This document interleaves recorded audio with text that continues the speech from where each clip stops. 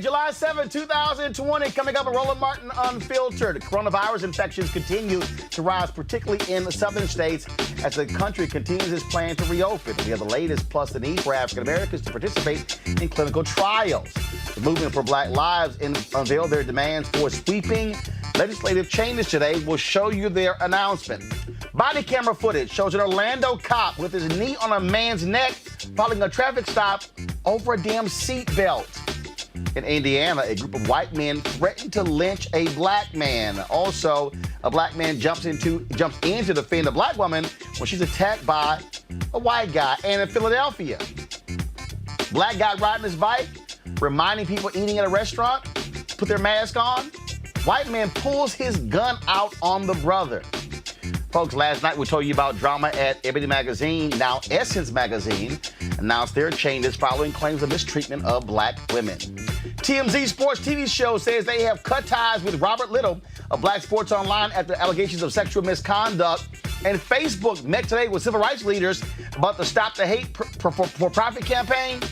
It did not go well. And yes, more crazy-ass white people, plus my one-on-one with Hamilton star Renee Elise Goldsberry. It's time to bring the funk. Roland Martin Unfiltered. Let's go. He's got it. Whatever the miss, he's on it. Whatever it is, he's got the scoop, the fact, the find. And when it breaks, he's right on time and it's rolling. Best believe he's knowing. Putting it down from sports to news to politics. With entertainment just for kicks, he's rolling.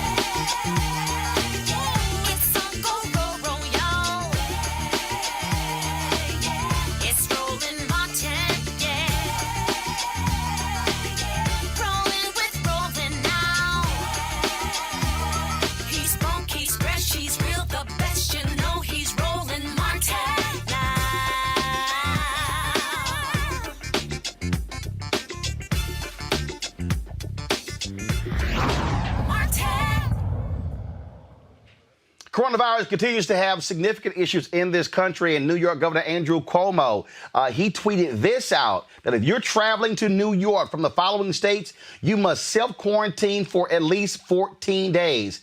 These states are Alabama, Arizona, Arkansas, Arizona, California, Delaware, Florida, Georgia, Iowa, Idaho, Kansas, Louisiana, Mississippi, North Carolina, Nevada, Oklahoma, South Carolina, Tennessee, Texas, and Utah. Those are the states that are seeing the most increases in the number of COVID-19 infections. Folks, as of today, there are 3.3 million confirmed cases of COVID-19 in the United States.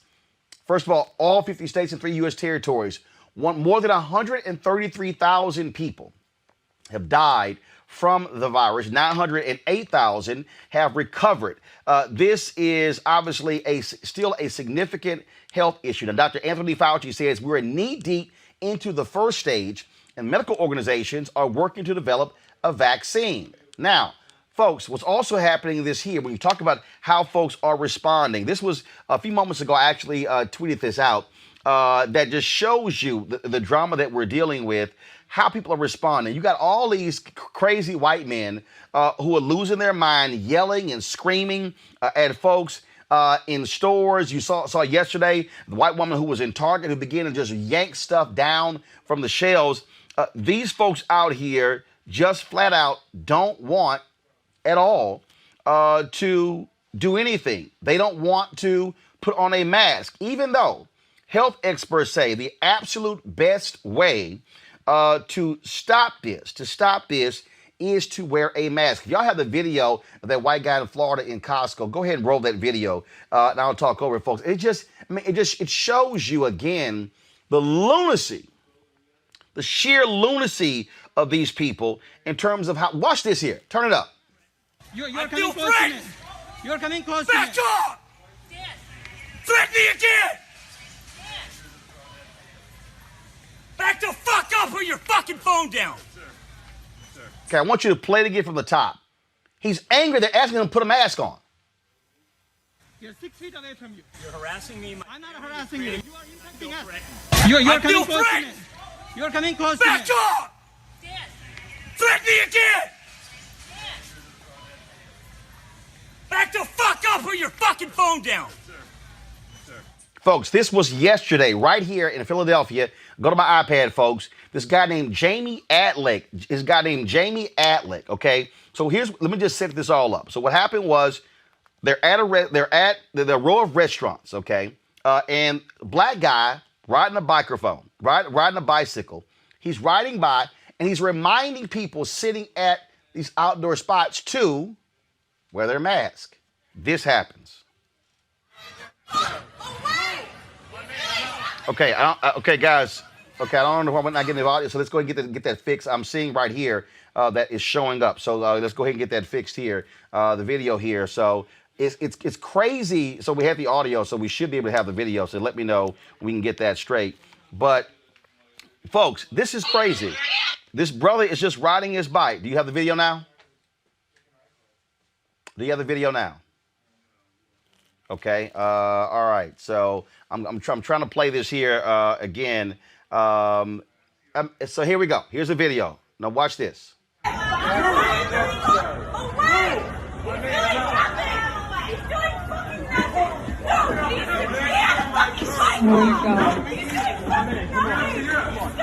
The next time I come, we're gonna be even. Come on, my guy.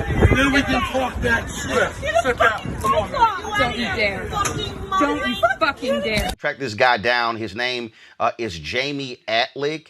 And he works for a bar or something along those lines that are in Philadelphia. Again, you see, he pulls a gun on this black guy only for saying, hey guys, please practice social distancing, wear a mask. Today, the Trump administration officially notified the United Nations they're pulling out of the World Health Organization. Again, that has implications all across the globe because they're angry, saying they didn't stand up to China. Well, the reality is this Trump administration hasn't done a damn thing truly when it comes to doing what's right when it comes to coronavirus. They want people to act like this is no big deal. They are desperate. They want people to get used to, literally, there are senior officials who are saying just sort of get used to the carnage here. That's not the case. In fact, there was a conversation today where Vice President Mike Pence talked about the cases, and Trump goes, oh, well, we could have had 1 million. Y'all, Pence was talking about the fact that we have 133,000 who are dead. And Trump's like, well, we could have had 1 million. That's the kind of callous person you're dealing with. All right. Do we have Dr. Gaffney's audio fix, please? Dr. Gaffney, are you there? There we go. Yes. All right. That's a lot better there. All right. Again, health experts are trying to say, folks, put a mask on, but you're dealing with these crazies out here who don't want to do it. Yeah, you have people who are literally just raging against the machine. We're asking folks to do what is safe, to do what we have known to be proven to reduce the spread of COVID-19, which is wear a mask while in public, social distance, stay away from events and functions with greater than 10 people. And these efforts have all shown, across the world, when used effectively, to flatten the curve.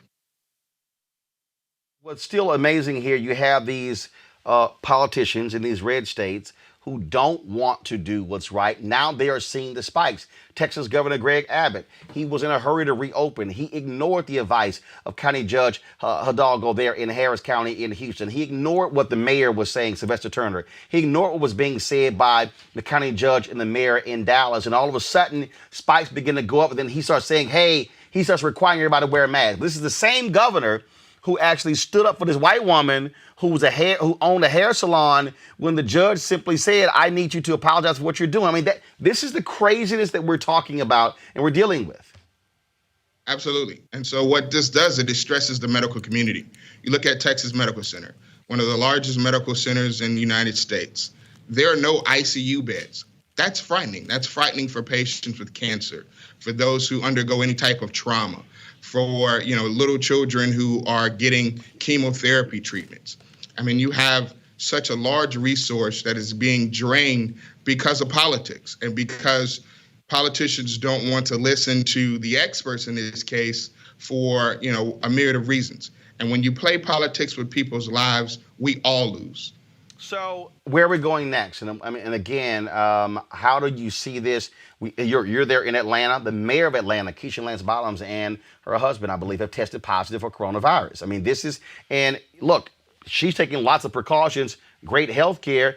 This goes to show you anybody can be impacted by this. Absolutely. Anybody can be affected. First, I want to say I hope the mayor, hope you get better, you and your husband. But the virus does not discriminate. This is a disease that, no matter your age range, what we're seeing now because of, colleges are coming back together and, younger folks are going to the beaches and out to parties. That's where your new surge is in terms of your coronavirus numbers. It's younger patients in the population between 18 and 35. It's, they're being affected and they're also having symptoms. This age range was thought to be asymptomatic or have mild symptoms. Well, we're unfortunately finding out that that's not the case. I mean, there are reports of, teens as young as 12 and 13 dying across this country. And so everyone has to be vigilant, has to take the necessary precautions to keep yourself safe. And not only that, your family members, especially for us in the African-American community, where we are 2.3 times more likely to have severe illness and die from COVID-19 compared to our white counterparts. All right, Dr. Vandy Gaffney, we surely appreciate it. Thank you so very much. Thank you. All right, folks, my panel right now, Lauren Victoria Burke, NNPA, Mustafa Santiago Ali, PhD, former senior advisor for the environmental justice at the EPA, Kelly Bethea, communications strategist. Mustafa, I want to start with you. Again, you seeing these crazy white folks out here losing their mind, and their actions are actually hurting the nation. They're hurting it. These folks who don't want to listen, they want to go to bars and restaurants. We're seeing how this thing is spreading. And these folks simply don't care. And at some point, public officials, again, remember Greg Abbott in Texas was angry with Judge Eric Moyer when he basically penalized and was going to send this hair salon owner. He stood for her, said you can't do this here. Now he's realizing the spikes in Texas and our hospitals in Texas are being overrun. ICUs don't have enough beds because of folks being impacted by COVID-19 put on ventilators. Yeah, sometimes you almost feel like it's too little too late in the sense that all the information that we have now, we've had for months. And I put the responsibility first at the president because he shows the leadership for the country. He sets the pace, if you will. So he decided not to wear a mask, but he also decided not to make any type of a federal mandate that would have encouraged and pushed people. He could have worked with the governors to say, all right, we know we've got this serious challenge that we're facing. One of the ways that we can address it is by making sure that people wear masks. We've got 16 states right now and the District of Columbia that have a mandate that people have to wear masks in public. If we had that across the country and there was actually real enforceability and also a fine that was associated for folks, people would get in line and they would do the right thing. You wear a seatbelt because there is a law that says that you have to, and that is to help to protect you. So sometimes when people are being foolish and don't want to do the right thing, they have to be legislated. No, absolutely, and that is the case. I mean, Lauren, at the end of the day, we are not even close to out of the woods here. And look, I mean, I've made it clear. A friend who got her PhD was having a graduation party. I was like, hey, would have loved to be there. I ain't doing groups. I'm not doing groups. I'm sorry. I said, as the primary breadwinner in my home, this show depends on me being here. I'm not playing around with coronavirus, especially when you look at even the people who survived it, the massive health issues they still have after they've gotten it. Right, exactly right, Roland. There's a bunch of documentation and reporting on people having memory loss after this, having fatigue syndrome after recovering.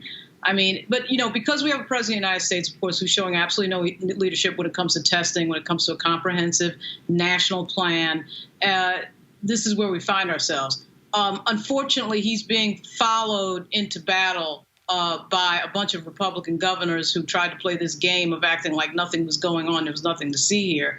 And now they're paying the price, and their constituents are paying the price. And once again, it's an example of dumb is dangerous. It's an example of what happens when you elect stupid people to office, and they think they can play politics with everything. There's nothing political about this. This is a medical situation.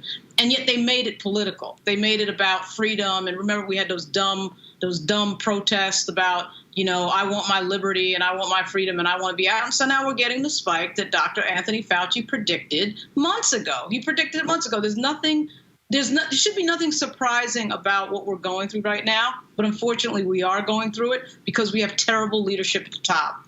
And governors can only do but so much. I think several governors have been quite good. Obviously, Andrew Cuomo is first on the list, Governor Hogan in Maryland.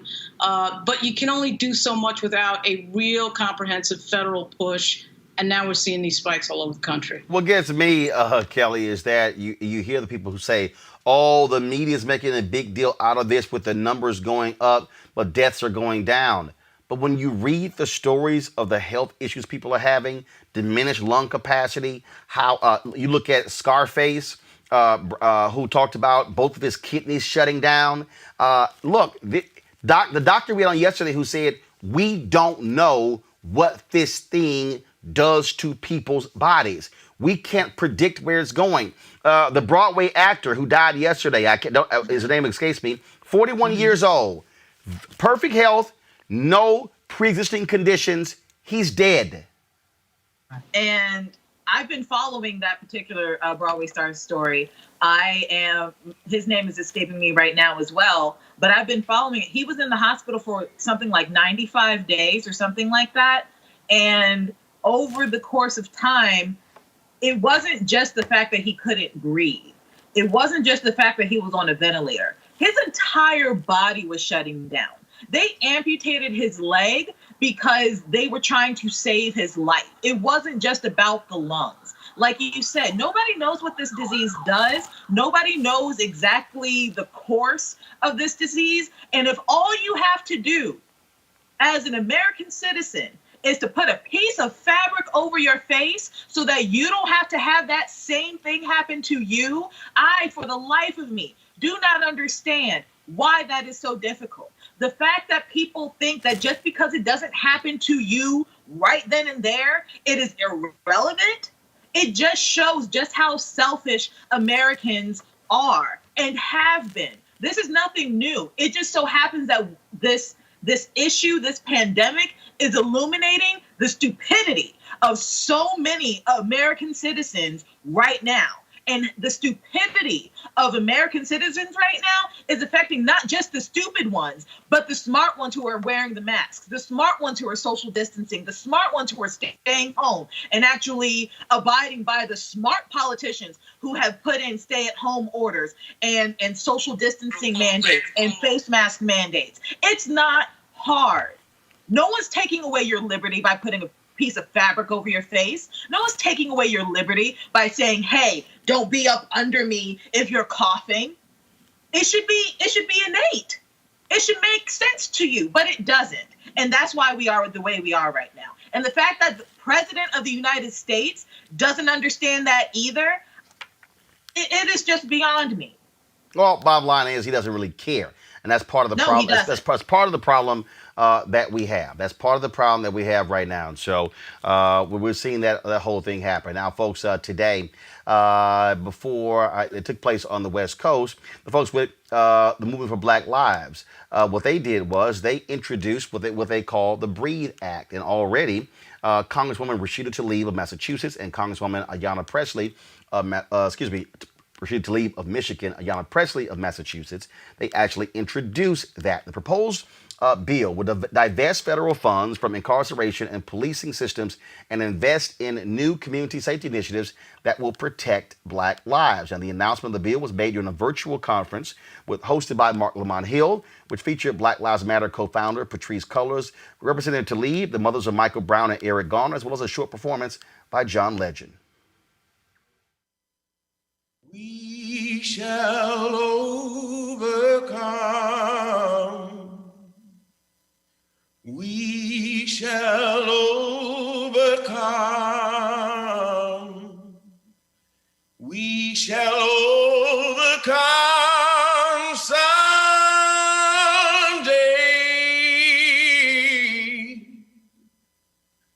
Oh, deep in my heart, I do believe we shall overcome someday. We shall live in peace. We shall live in peace. We shall live in peace someday.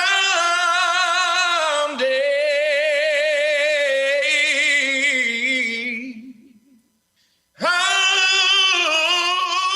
deep in my heart, oh, I do believe we shall live in peace someday. Thank you. Thank you, John Legend. And welcome to everybody. Thank you all for joining us for the announcement of the Breathe Act. This bill comes at an absolutely historic moment. A people-powered movement in the streets has paved the path for this pressing people-powered bill. The Movement for Black Lives represents a unified front of Black activists, of policy experts, and everyday people directly impacted by centuries of excessive and remorseless policing. So many of our leaders have failed to deliver on the clear mandate coming from our communities to protect and to defend Black life. Today's press conference has one question at the core. That is, who among our leaders will answer the people's call? Who will answer the people's mandate for a new vision of community safety? The Breathe Act outlines a vision that truly defends Black lives, and it invests in communities where Black and marginalized communities can thrive, where they can be free, where they can breathe. The Breathe Act is bold, it's meaningful, it's transformative. It pushes us to reimagine power structures and what community investment really looks like.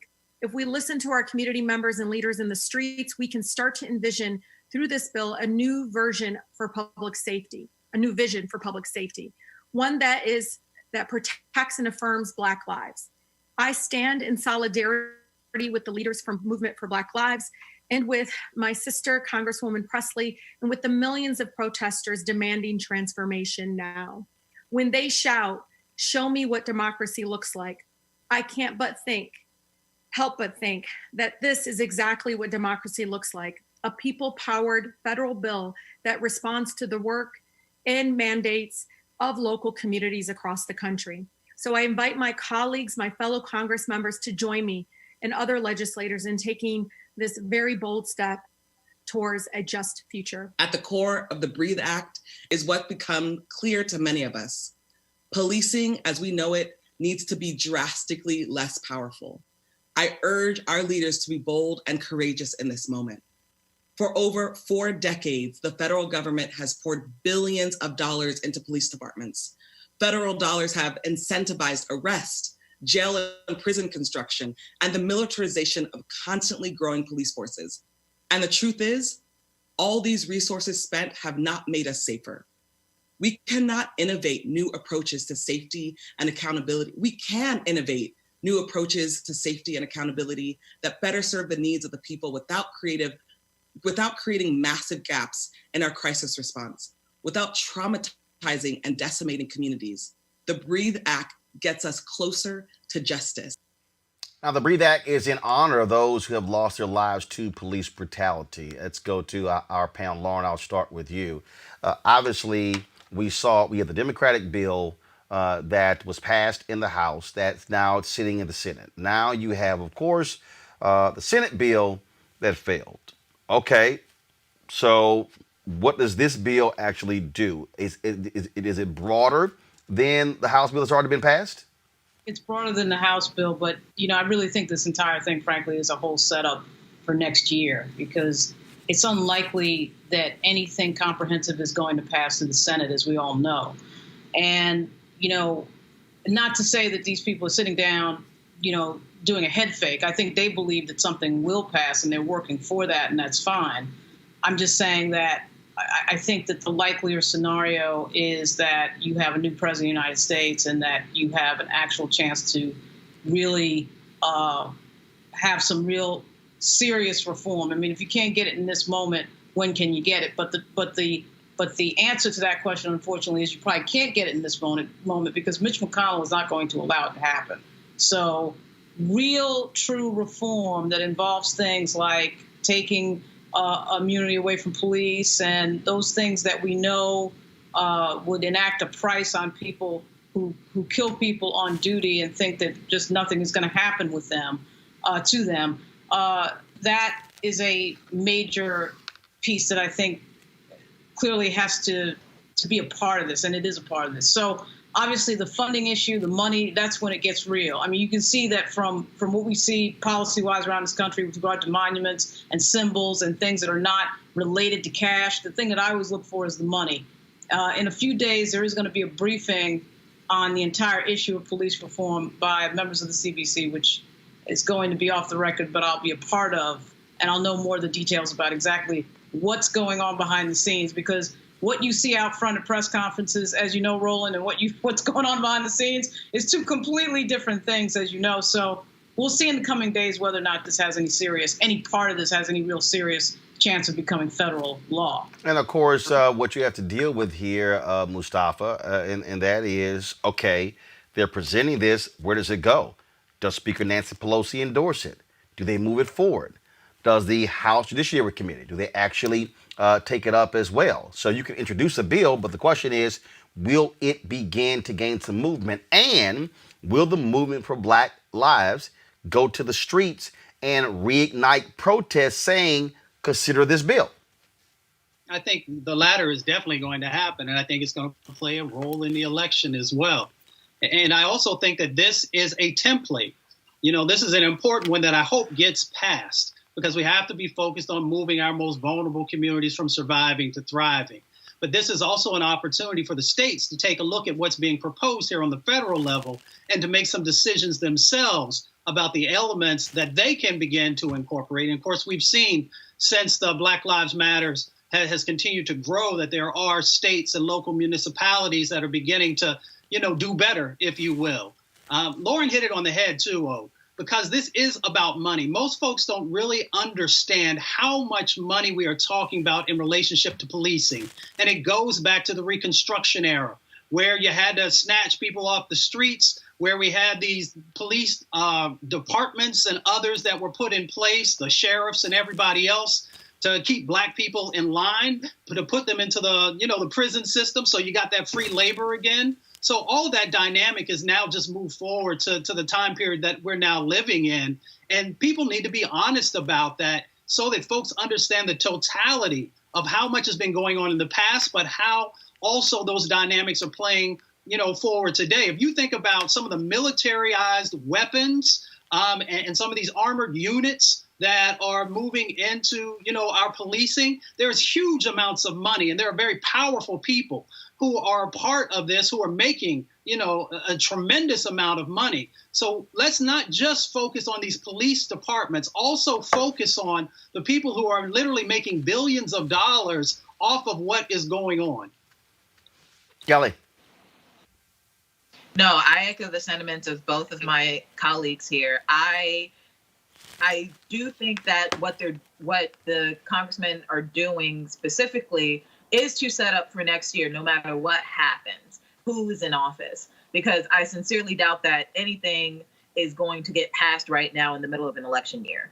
But the fact that it is introduced now, it'll gain traction, hopefully, and we will see what happens from there. But it is promising. And I am pleased with the fact that something is on the table. And that way they have a record of something being on the table, so that when the Republicans actually say no, they said no to something specifically. And that'll be even more fodder for them to be voted out of office. Folks, here's a perfect... Something on the table that goes fully to the left, which this is, because what the Democrats always make a mistake on is not going far enough. So when you negotiate all the way to the left, which is what they're doing with this is a full divesting of federal money from the police, then that calibrates the conversation. And so I think right there, it's sort of an important effort, even though it's unlikely to pass. So it's actually unlikely to get a lot of Democratic support. All right, then. In this example here, folks, what we're talking about. A traffic stop for an alleged seatbelt violation in Orlando leads to an officer putting his knee on a man's neck.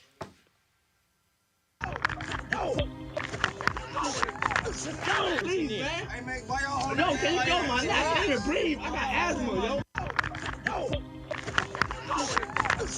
Please, man. Hey, man, why y'all no, can you go, man? I can't even breathe. I got asthma, yo. So 2 officers assigned to an elite special enforcement division were on what they call proactive patrol when they initiated the stop as Janet Feliciano pulled into her driveway on West South Street in the city's Paramore neighborhood. Well, the Special Enforcement Division normally focuses on violent crimes and offenders. Then the officer with his knee on the man's neck is Officer John Earl. The officer heard screaming is Luke Austin. I'm sorry, Mustafa.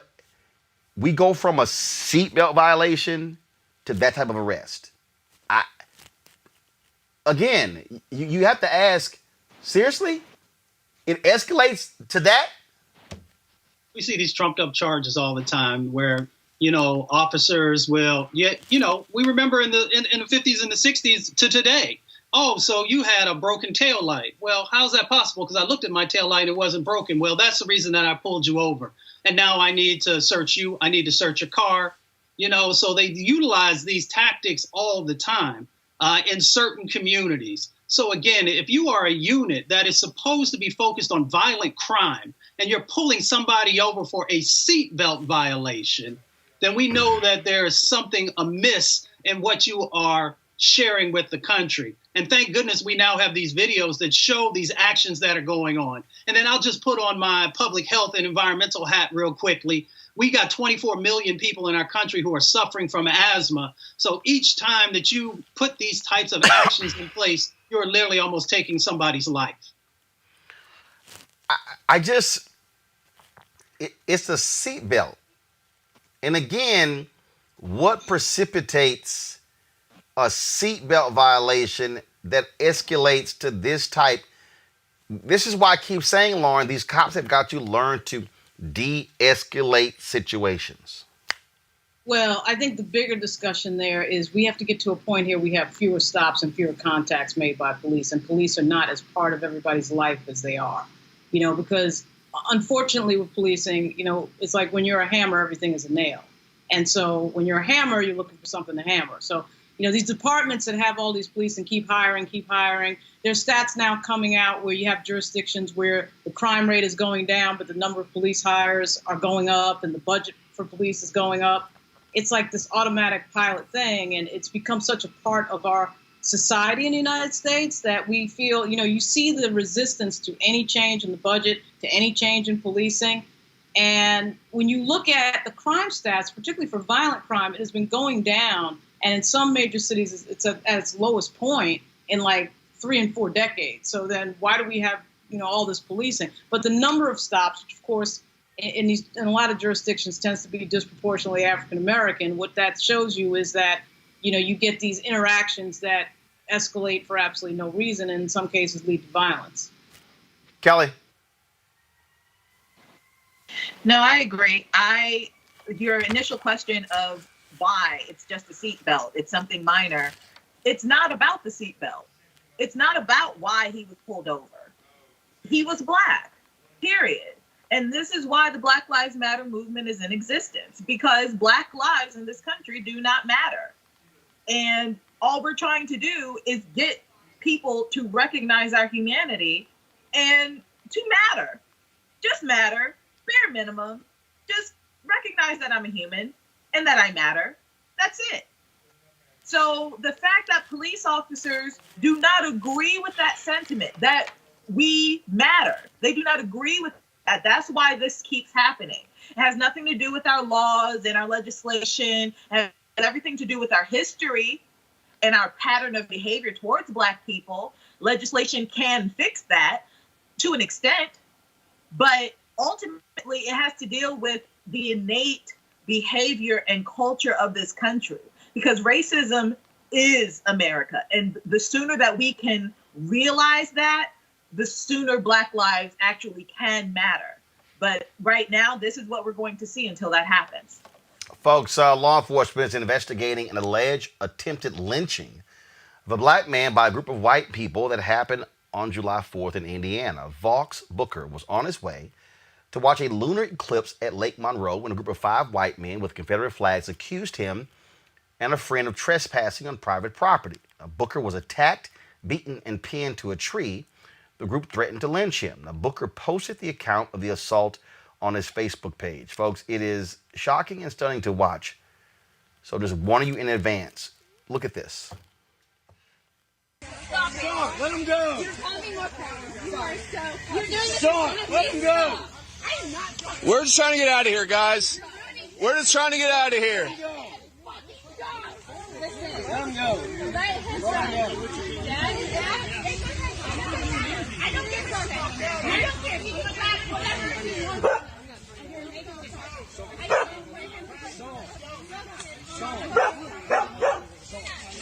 Let him go. Let him go, dude. Let him go. Let him go. Please, let him go. Please let him go. We're going to as soon as you let him go. I'm going to. Gotta get the fuck out of here. Let him go. Get your phones out of here and go. Let him Shake go. your head at me. Let him go. Get the Let him fuck go. out of here. Please put me back from You happy about this? You fucking nappy-headed bitch. You happy about this? What do you really want to call me? Do it. You nappy-headed bitch. What do you want to call me? About this? You with your 5 white friends? You know what I want to say? You happy with your 5 white friends? You guys started all this shit. Fuck you. Put it in your fucking film, bitch. Film it. Film it all. Fuck you. Come over here again. Come over here again. This sucks. This sucks both ways, guys. Come over here again. This sucks both ways. No, Let's go. Let's go. Come on. Just like when you guys invaded us. No one invaded. You guys invaded us. We were having a great time and you invaded us. No one invaded you. You stupid fucking liberal fucks. Bring it back. That's what you get. Take your ass on.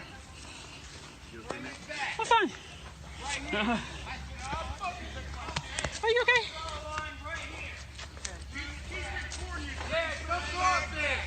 That was so wonderful. Oh yeah, hold your heart, you little fucking bitch. I know. You were so amazing. Thank you for saying that. Folks had better understand, Mustafa, that if that guy had stopped filming and left, they would have killed that brother. Without a doubt. I think they should be arrested for kidnapping. They should be arrested for assault. I agree. And these stories happen all the time. And many times they're not captured on video.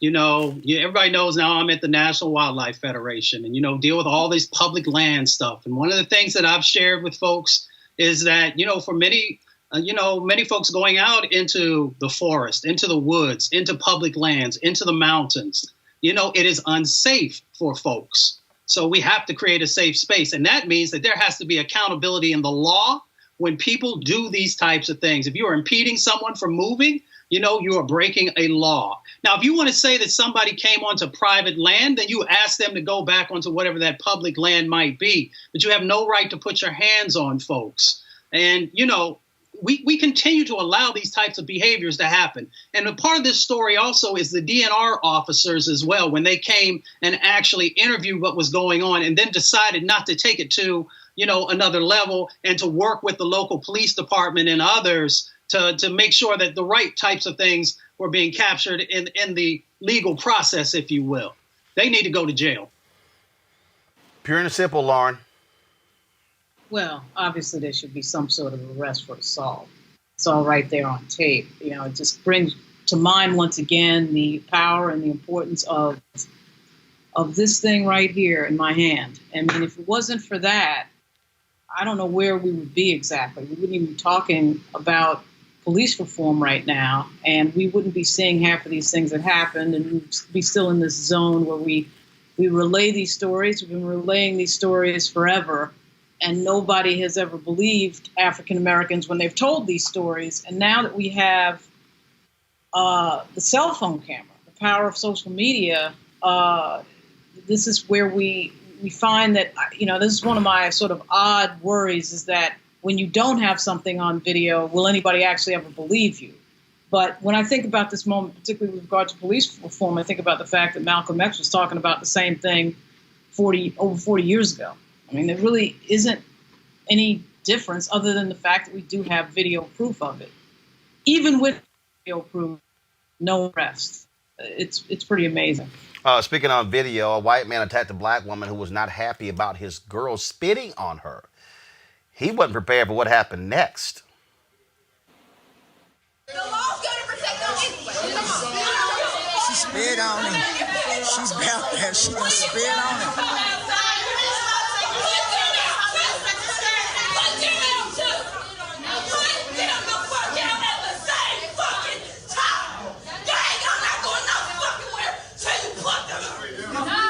That's who they arguing with.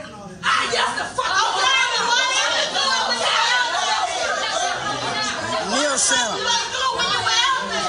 She crying, y'all. She's scared. She crying.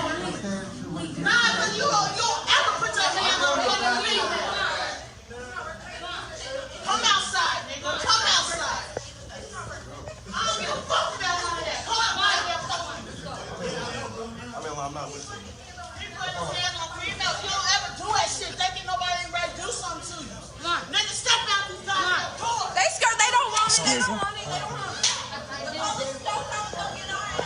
Oh, y'all better step outside. Oh, he fighting her. Neil Center. Neil Center. Neil Center.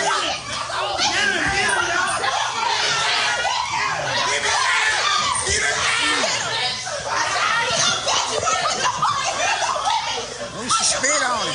She kicking.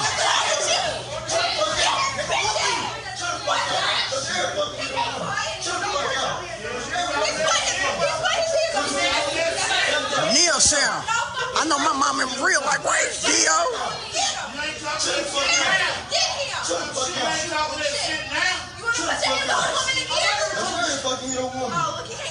He done. He done. He done. He done. Oh my God. Stay down. Yeah, keep his ass. The police get here like they do us. He started that shit. He showed did. Damn. Oh my God. He need an ambulance.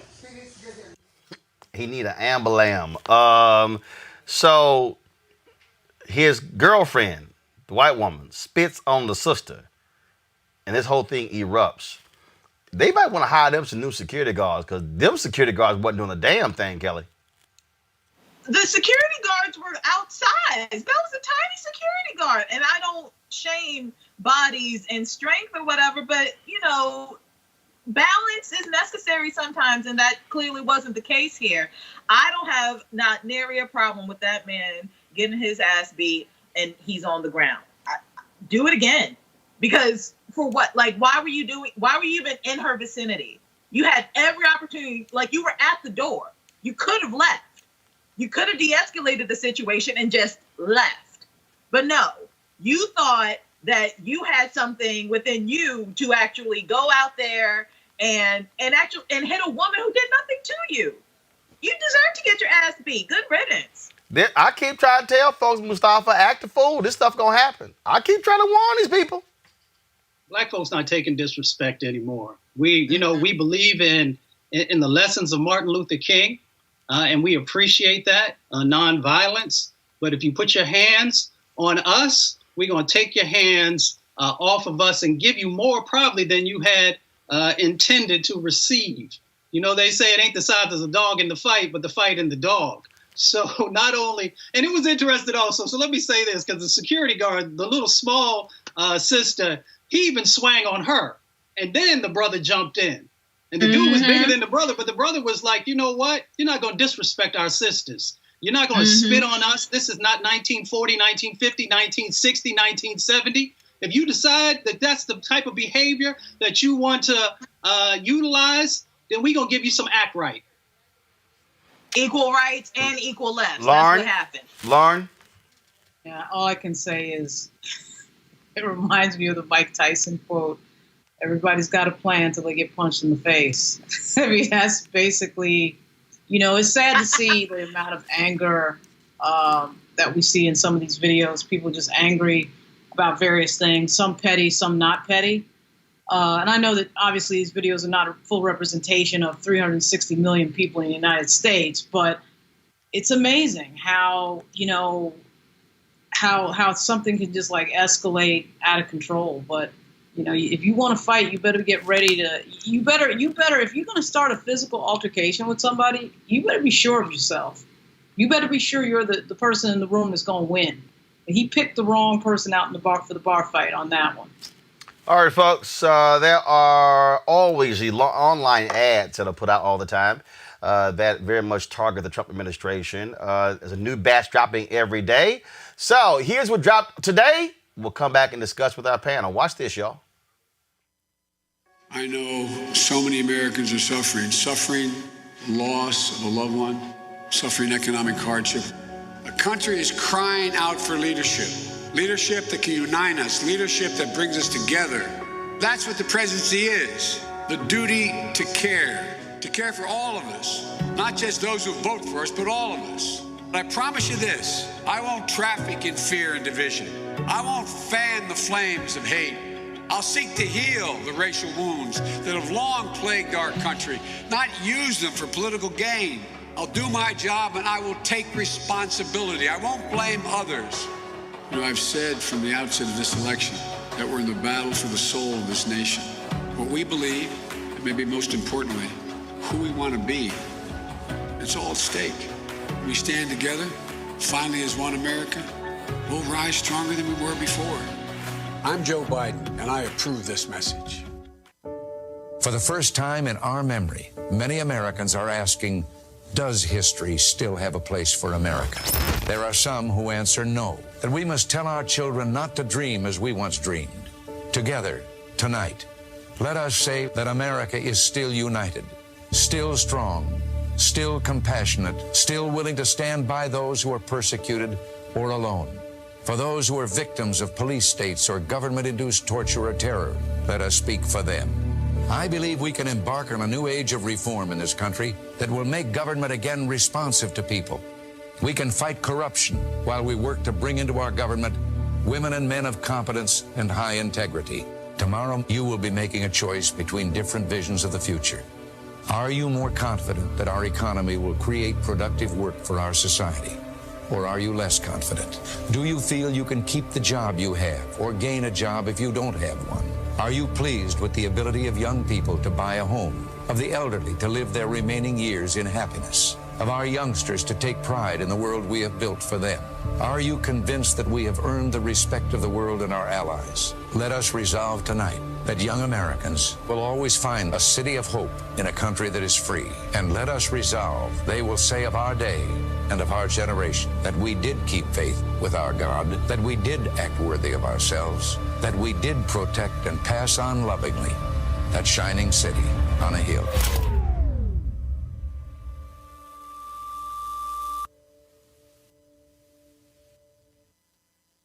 Biden now leads the president. He's going to be your president. Why do you think you're losing, Donald? Because some people don't love me, maybe. It's because you've got a loyalty problem. Loyalty problem. They're in your campaign. They're in your campaign. Your White House. Your White House. In Congress. In Congress. Even your own family. Your own family. They whisper about you. They whisper about you. They leak, spin, lie. They tell the media they're smart and you're out of control. And you're out of control. That you can't focus. Can't focus. That you're mentally and physically weak. Physically weak. That you hide in your bunker, scared and shaky. Laugh when you can't walk down a ramp or drink water. All of them, they're in your campaign. The ones you know and the ones you don't know. Ones you don't know. Whispering about you. Ones you don't know. They expect you to lose. They want the media to like them and to get one last big payday before you go down. With so many leaks, you probably think it could be anyone. So many leaks. Donald, it could be anyone. It's everyone. It's everyone. With tens of millions out of work, Trump promised to provide relief to struggling businesses hit hard by COVID-19. But who was put in charge of oversight of the more than $2 trillion meant to save jobs? I'll be the oversight. So where did the money go? This small business loan program ran out of money. Several large chains have received millions. It was shameful. But it didn't end there. Conservative anti-tax crusader Grover Norquist happily took a handout in the form of a 7-figure check. The Daily Caller, founded by Fox News host Tucker Carlson, received as much as $1 million. Handouts are depressing and they're degrading. A winery owned by Republican Congressman Devin Nunes raked in the moolah. Not one, but 3 companies tied to Trump's son-in-law, Jared Kushner. Even rapper Kanye West got in on the action. Sometimes debt just disappears. Like a miracle, it will disappear. I love this guy right here. Let me give this guy a hug right here. This is where we know the money went. But there is still another $400 billion not accounted for. Where did it go? Tell Donald Trump to stop using your money to make him and his rich friends richer. Tell Trump and his cronies, leave me alone. Midas Touch is responsible for the content of this advertising. Now, wait a second. Those people look like looters. The Trump Hotel. It's turned into the place to be for lobbyists and foreign officials. Government money, your tax dollars, into Donald Trump's company. Well, yes, technically they were doing that. Ivanka Trump and Jared Kushner made at least $82 million last year. The prince is saying, I have Kushner in my pocket. Trips on costly jets with American taxpayers footing the bill. A $31,000 mahogany dining set. $43,000 phone booth. Serious questions about the Trump Organization meant to raise money for children with cancer. What is not acceptable? Anything? Mike Pence is now revising his story a 3rd time on going 180 miles out of his way to go stay at Trump's resort. The Chinese government awarded Ivanka Trump's brand 7 new trademarks. You sold over $1 million in stocks before the market went down. Were you trading on inside information? A small Montana power company landed a $300 million contract. 40 million Americans filed for unemployment. This small business loan program ran out of money. Several large chains have received millions. It was shameful. The Trump campaign owes nearly $570,000 to El Paso, Texas. Will you commit publicly that none of that taxpayer money will go towards your own hotels? We have to save some of these great companies. Among the biggest grifters in American history.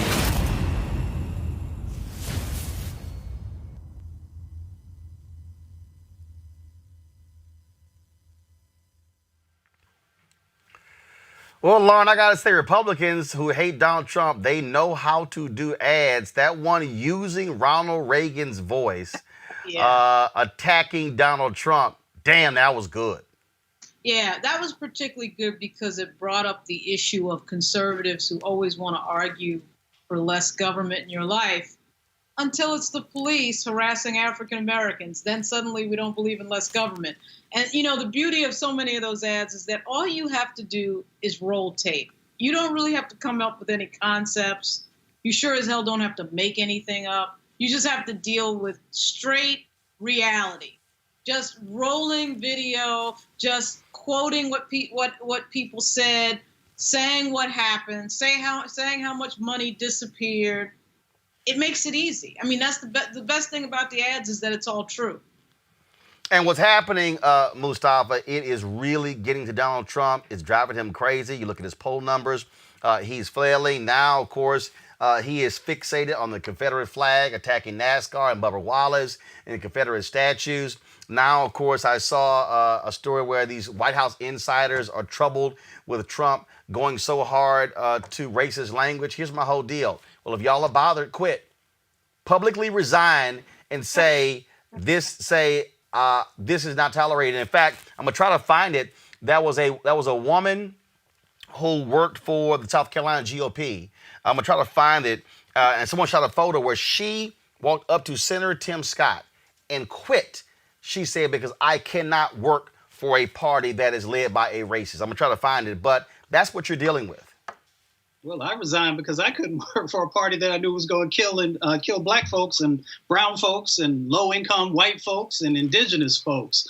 So, yeah, people should resign because it says something about your character, says something about your morals, it says something about the value that you place on our democracy.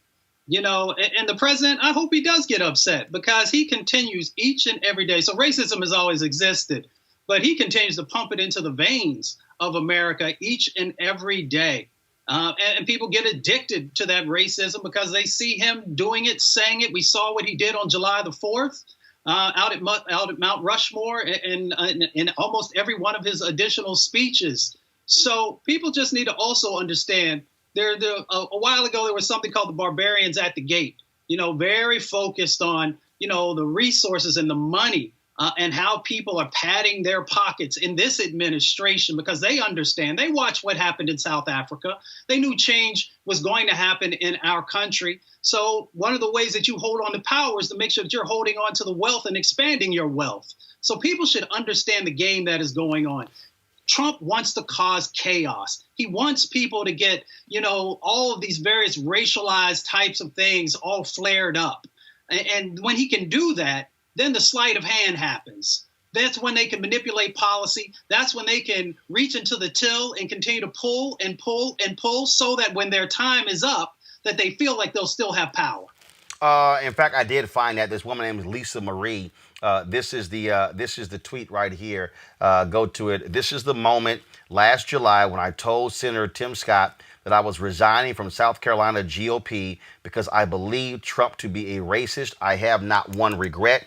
Hashtag Lincoln Project, hashtag Buy Don 2020, hashtag Vote Him Out. And in fact, she actually put together let me see if I can find. She actually put together a video where she was specifically talking to suburban white women, these Republican women. I want to go ahead and play this here. Watch this. South Carolina. I'm a lifelong Republican voter. I've donated to, campaigned for, and voted for Republicans. My first presidential vote was for Ronald Reagan. I did not vote for President Trump in 2016. I supported John Kasich. When I heard that Access Hollywood tape in October of 2016, I knew I couldn't cast my vote in good conscience for Donald Trump. When he was elected, I was told by my fellow Republicans to give him a chance. I tried. I was told there'd be a presidential pivot, but there wasn't. President Trump has continued to gaslight our nation. He continues to use social media just like any online troll would do.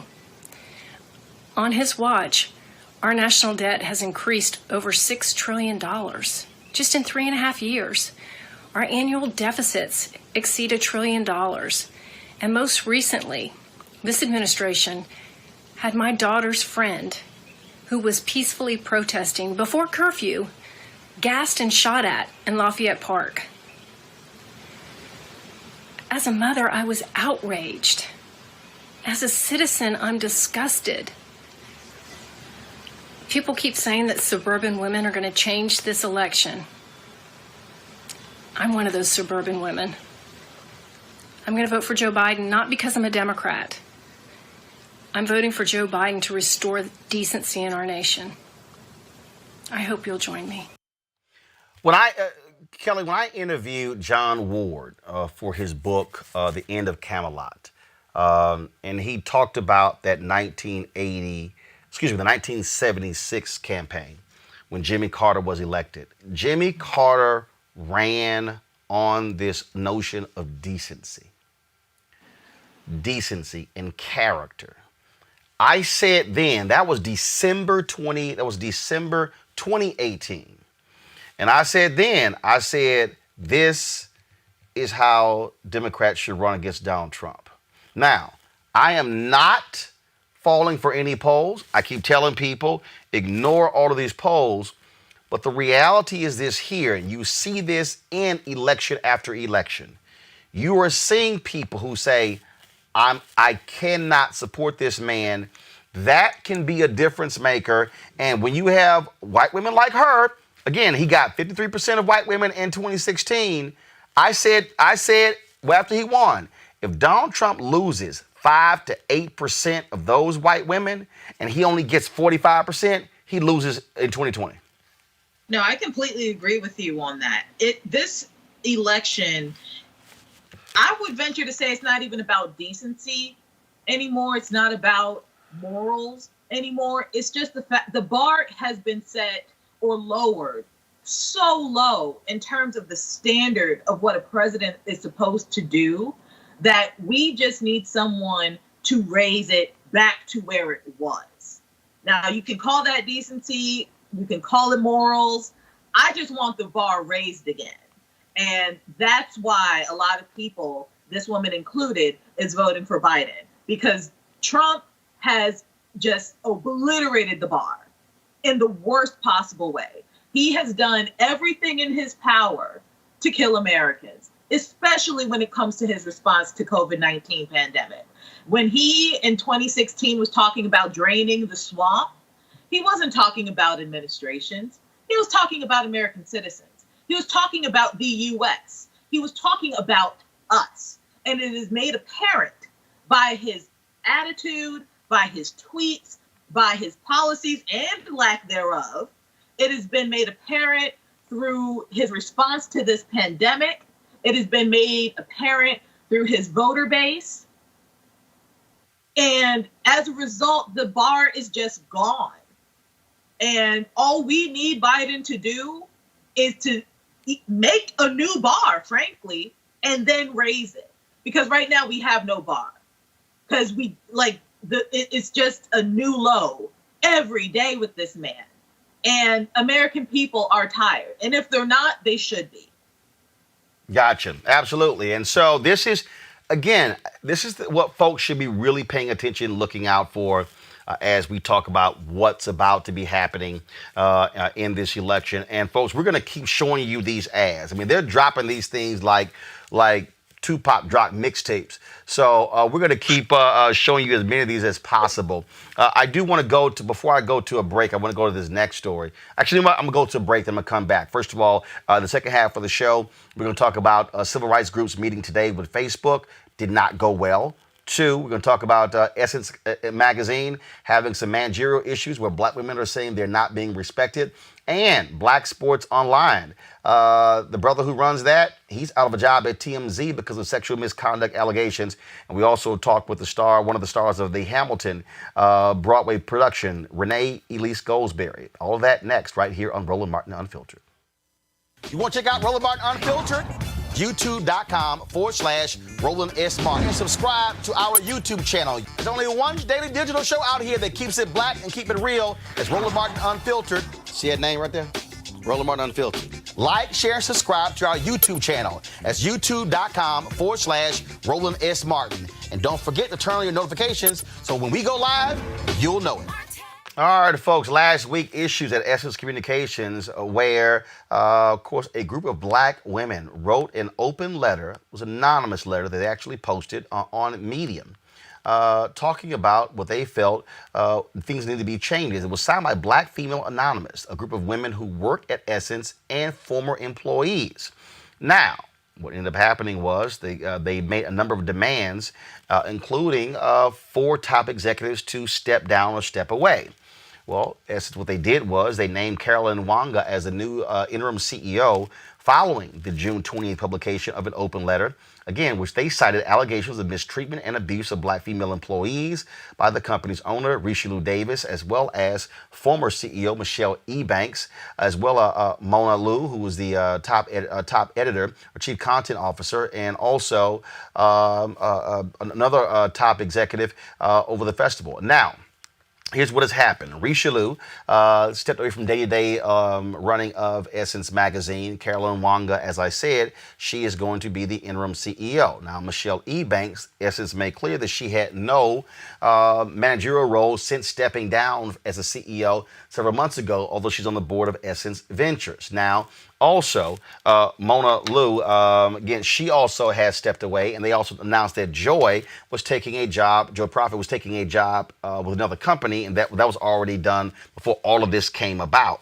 And so we'll certainly see what happens next. Now, yesterday, of course, we talked about what happened at Ebony Magazine. Also, another story that happened, Robert Little. Well, TMZ, of course, he is the founder of Black Sports Online.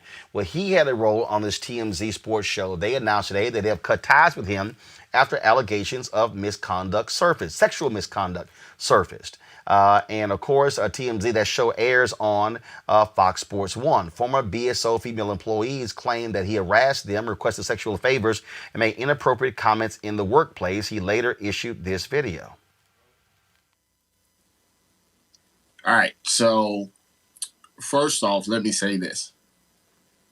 You know, there are some things, as you saw, that I've said to my female contributors in the past that were very inappropriate.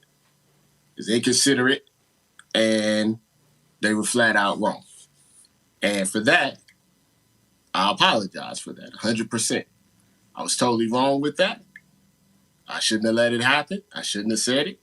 I apologize to all of those women publicly. I have the utmost respect for Black women. My mom's Black, wife's Black. I should never put them in a position to be uncomfortable. So I apologize to them publicly. Well, there were some people who simply said that wasn't good enough. Let's go to my panel. I'm going to go to you, Lauren, first. The fact that in the wake of George, and I keep saying this, in the wake of George Floyd's death, you have seen this unleashing of the reckoning, not just with white folks, but inside of even Black media companies where folks are using the power of their voice. That's what you see that happened here. That's what you saw what happened there with Robert Little. That's what you saw, again, even in terms of changes happening at Ebony Magazine. Your thoughts about all of this? My thoughts are the reckoning we're having in Black media has been quite interesting. The Wesley Lowery article, the Soledad O'Brien article, those were really interesting looks into things that we've been dealing with as Black journalists forever. Now, in their articles, we're targeting mainstream, but in this case, you're talking about Black media companies. Right, and right, that's true. But I do think the two things are slightly related. But yeah, sure. So this is focused on Black media companies. I'm a believer in if you have a gripe with somebody, then you should not necessarily be able to take them out anonymously. You know, I guess as the daughter of a law enforcement person, there's a certain thing in me of just you should have to face your accuser, I guess you could say. And, in the case of the Essence situation, there were some people involved who were former employees. So they had no risk really that I know of. I can see being an employee at a place and being very reluctant to speak up, as a sitting employee. But, I come from a tradition of journalism where you know both sides of the story before you run your mouth about it.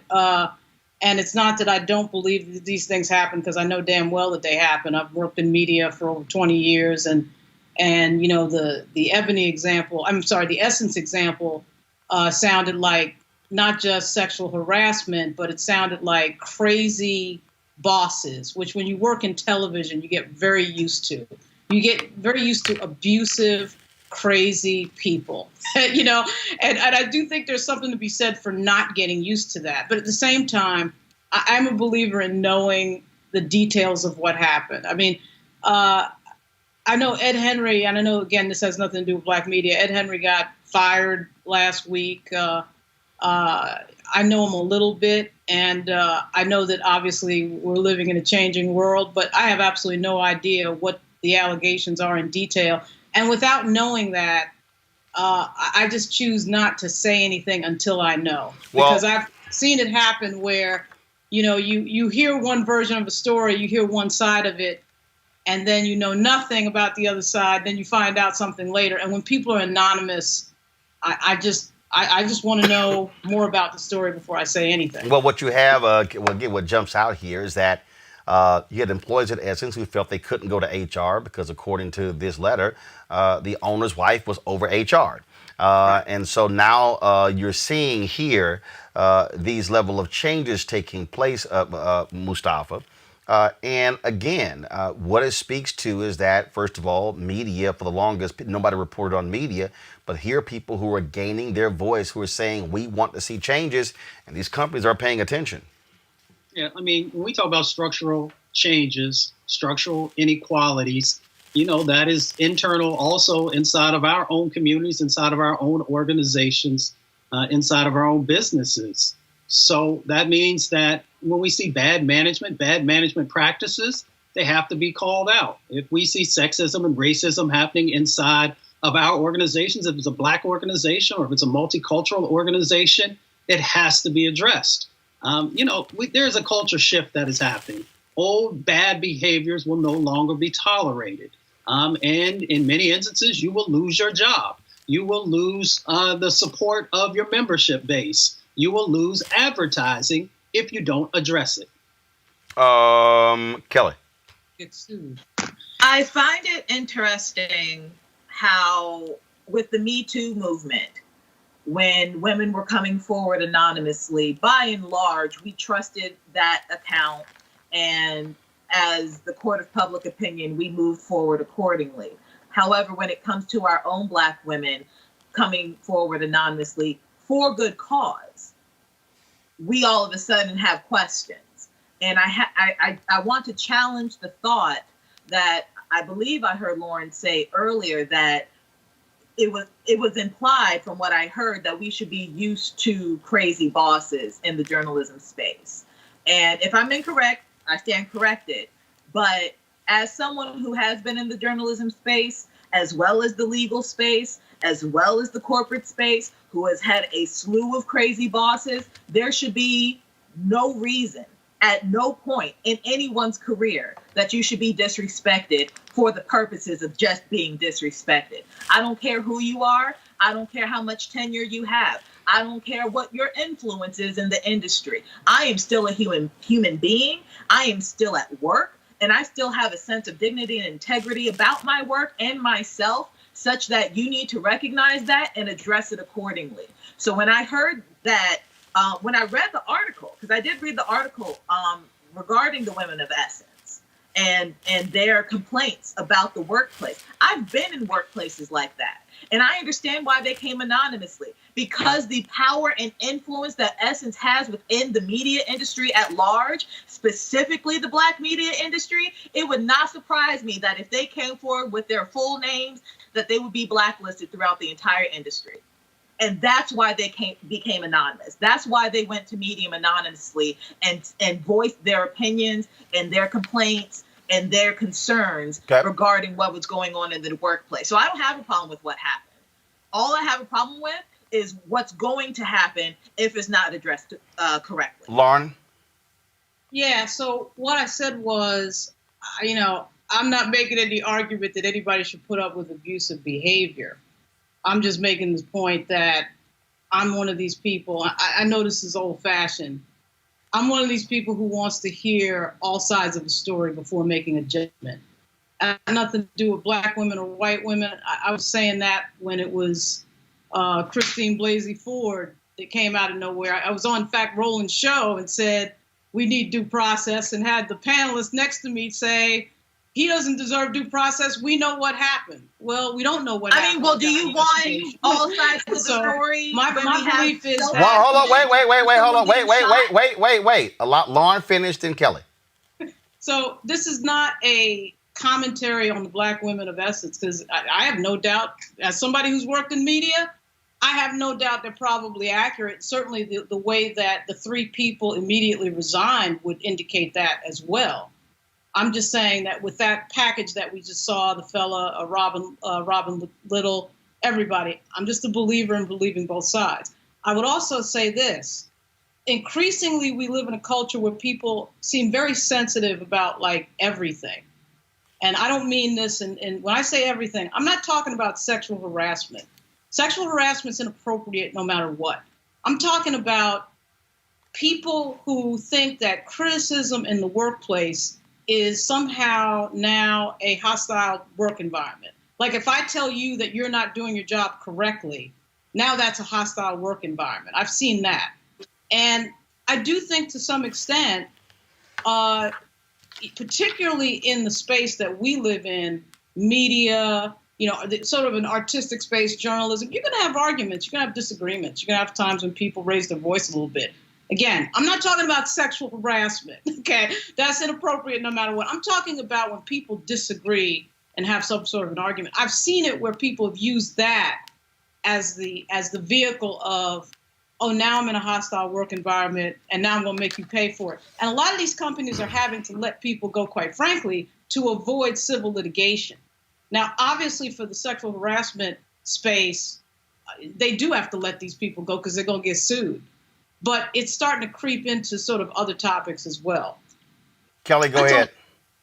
I think that based off of what you just said of you being old-fashioned, that I feel like your threshold for criticism is a lot higher than it needs to be. And there's a difference between criticism and beratement. And I don't know these women. Obviously, they're anonymous, but there's something that needs to be said about a group of women coming together with the consensus of the work environment such that they needed to take this measure to get their voices heard. I sincerely doubt that it was just on the premise of somebody not liking their work. I think it was more on the premise of beratement and harassment, verbally, sometimes psychologically. I've been in those kinds of work environments. I know what it's like for my work to be criticized, and you take that as it comes. Like you said, journalism is a very creative space in a lot of respects, but there's a difference between criticism that you can take and beratement that pushes the level of respect. And I feel like the latter is what happened at Essence and other places as well. And okay. Well, first of all, remember, I heard you laughing there, Mustafa, so I want to give you the final comment here. One of the things that the letter talked about, was pay. It talked about women who've gone on maternity leave and how they've been mistreated as well. So they laid out all their allegations. Mustafa, your final comment. Well, I'm smart enough to not mansplain. The sisters understand the challenges that they have faced, which in many instances men will never have to go through.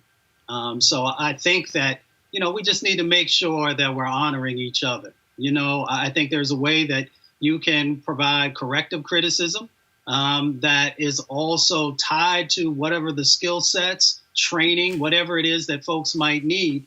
And I think that's the difference between good management and bad management. Good management is actually trying to figure out a way to uplift people, to make the organization stronger. And bad management is focused on, trying to point the finger someplace else. All right, folks, let's talk about this story here. A couple hours ago, civil rights groups ended their meeting with Mark Zuckerberg as well as CEO Sheryl Sandberg over a growing advertising boycott. The boycott is a continuation of a conversation about the need for Facebook to do a better job of monitoring objectionable content on their social media platforms.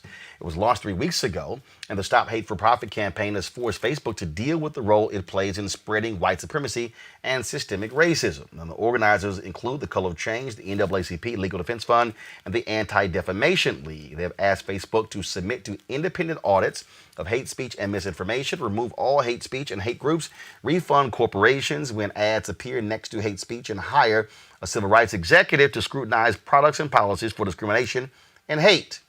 Well, more than 400, close to 500 companies have pulled their advertising. Guess that didn't get the attention. Today, there was a meeting among those groups, again, as I said, with Mark Zuckerberg as well as Sheryl Sandberg, and this is what Rashad Robinson tweeted out. He, of course, leads Color Change. Met with Mark Zuckerberg and Facebook leadership today. It was a disappointment. They have had our demands for years, and yet it is abundantly clear that they are not yet ready to address the vitriolic hate on their platform. Go to my iPad, please. This is a email that Derek Johnson sent out of the NAACP. It was abundantly clear in our meeting today that Mark Zuckerberg and the Facebook team are not yet ready to address the vitriolic hate on their platform. Zuckerberg offered the same old defense of white supremacists and other hateful groups on Facebook that our coalition, advertisers, and society at large have heard too many times before. Instead of actually responding to the demands of dozens of the platform's largest advertisers that have joined the Stop Hate for Profit ad boycott during the month of July, Facebook wants us to accept the same old rhetoric repackaged as a fresh response. The only recommendation they even attempted to address is hiring a civil rights position, but were unable to commit to the crucial piece of the position being at the C-suite level, or what the requirements for the position will be. However, they offered no attempt to respond to the other 9 recommendations. Zuckerberg offered no automatic recourse for advertisers whose content runs alongside hateful posts. He had no answer for why Facebook recommends hateful groups to users. He refused to agree to provide an option for victims of hate and harassment to connect with a live Facebook representative. he declined to adopt common sense content moderation policies and practices like the ones put forward by the Change the Terms Coalition, or develop a process to ensure that their terms of service are fairly applied and do not bend to political expediency. And he did not offer any tangible plans on how Facebook will address the rampant disinformation and violent conspiracies on its platform. Instead, he offered a retread of the same old talking points from last week, tweaks around the edges with no details or timelines around the MRC audit they have touted, with only the barest minimum of labeling misinformation in political speech with a civil rights audit we asked for years ago, and empty refrains of "we are trying." None of this is hard, especially for one of the world's most innovative companies whose founder coined the term "move fast and break things." Mark Zuckerberg, you aren't breaking things, you are breaking people. With a stroke of a pen, you could make Facebook better for your users, your advertisers, and society.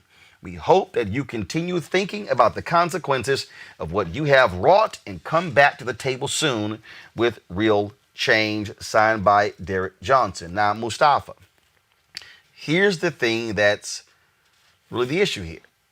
Facebook generates something around $70 billion a year. More than 400, close to 500 major companies have pulled out. But here's the problem.